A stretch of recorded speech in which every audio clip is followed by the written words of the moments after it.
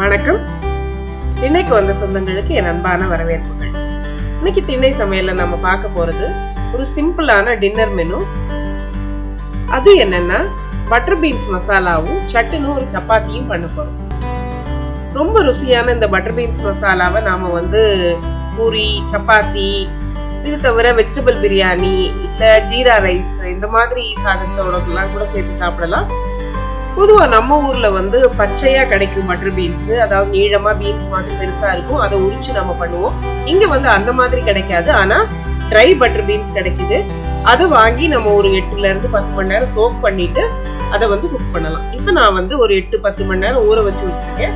அது கூடவே இப்ப நம்ம இந்த பட்டர் பீன்ஸ் மசாலாக்கு என்னென்ன பொருட்கள் தேவையோ அதெல்லாம் இப்ப எடுத்து வச்சிருக்கேன்.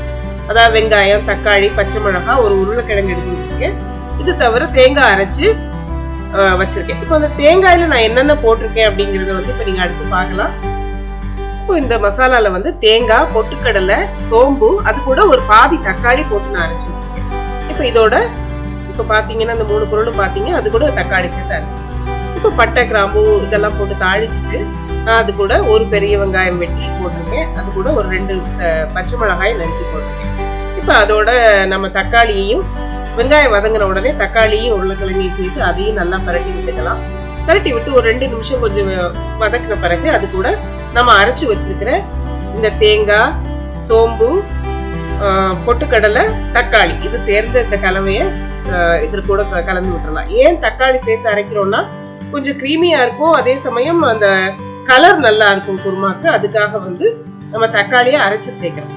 இப்ப இதோட நம்ம மசாலா பொடிகள் சேர்த்துக்கலாம். இப்போ மஞ்சள் தூள், வத்தல் தூள் 1 டீஸ்பூன் போட்டிருக்கேன். இது போக மெட்ராஸ் கறி பவுடர் அது ஒரு 2 டீஸ்பூன் அளவுக்கு நான் போட்டிருக்கேன். இது கடைகள்ல சாதாரணமா கிடைக்கும் மெட்ராஸ் கறி பவுடர். இது போட்டீங்கன்னா குழம்பு கிரேவி நல்லா இருக்கும், குருமாக்கு இது ரொம்ப நல்லா இருக்கும். இப்போ அதையும் சேர்த்து நல்லா மிக்ஸ் பண்ணி விட்டுட்டு நாம ஊற வச்சிருக்கிற அந்த பட்டர் பீன்ஸ் சேர்த்துக்கலாம். இது தனியா வேக வைக்க வேண்டிய அவசியம் இல்லை. இது எல்லாத்தையும் சேர்த்து ஒன்னாவே நம்ம ப்ரெஷர் குக் பண்ணிக்கலாம். இப்ப நல்லா மிக்ஸ் பண்ணி விட்டுறலாம்.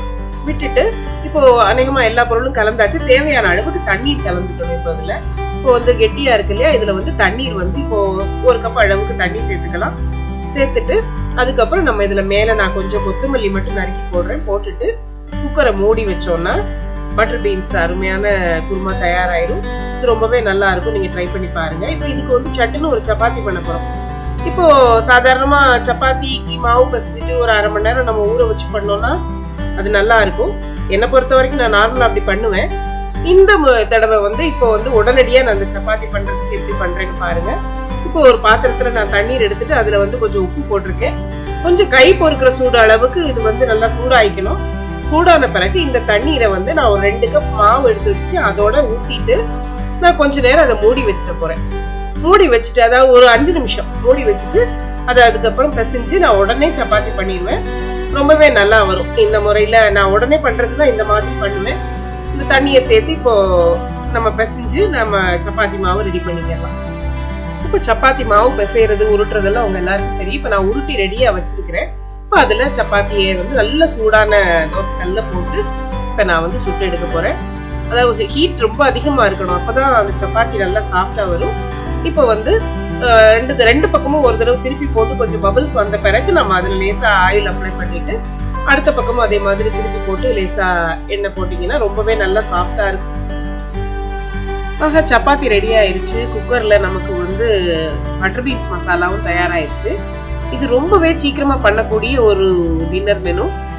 கிட்டத்தட்ட 30 நிமிஷத்துக்குள்ள எல்லாமே முடிச்சிடலாம். ரொம்ப ஈஸியா இருக்கும். இந்த வேலைக்கு போயிட்டு வர்றவங்களுக்கு இல்ல பேச்சுலர்ஸ்க்கு கூட இது ரொம்ப வசதியா இருக்கும். இந்த சாப்பாடு கூடவே வெள்ளரிக்காய், கேரட்டு, வெங்காயம் இந்த மாதிரி உங்களுக்கு என்ன காய்கறி பிடிக்குமோ அதை பச்சையா சாலடா வச்சு சேர்த்து சாப்பிடுங்க. ரொம்பவே நல்லது. பொதுவா இரவு சமையல் ரொம்ப சிம்பிளா இருக்கணும், அதான் உடம்புக்கு நல்லது. இந்த ரெசிபி உங்களுக்கு பிடிச்சிருந்தா சேனலை புதுசா வந்திருந்தீங்கன்னா சப்ஸ்கிரைப் பண்ணுங்க. உங்க ஃப்ரெண்ட்ஸ்க்கு, ரிலேட்டிவ்ஸ்க்கும் ஷேர் பண்ணுங்க. இன்னொரு நல்ல ரெசிபின்னு நாம அடுத்து சந்திக்கலாம். நன்றி.